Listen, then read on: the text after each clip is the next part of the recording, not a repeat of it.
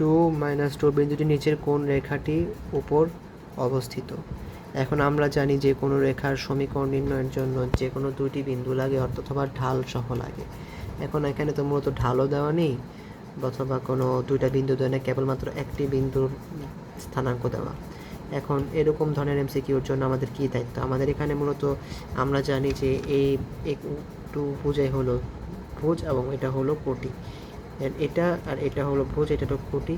এখন এই রেখাটির উপর ছেদ করে, এখন এখানে মতো সর্বদা জিরো দেওয়া। এখন আমাদের যদি লক্ষ্য করি এখানে যদি এক্স আর ওয়াইয়ের মান বসাই, যদি আমার যে সমীকরণের মান জিরো হবে বা সিদ্ধ হবে সেটি আমার মূলত এই রেখার সমীকরণ। আমরা যদি একটা জিনিস লক্ষ্য করি যে একটি রেখা আঁকি, রেখার মধ্যে আঁকি, এই রেখার মধ্যে কিন্তু অসংখ্য বিন্দু থাকে। ধরলাম এখানে 1 আছে, 1/0, 1/0, হ্যান ত্যান যা আছে অনেক কিছু বিন্দু থাকে। এর মধ্যে যদি এই রেখাটি পুরো সমীকরণের একটি মানকে সিদ্ধ করতে পারে বা জিরো বানাতে পারে, তাহলে মূলত এটি হবে এটার সমীকরণের মূল।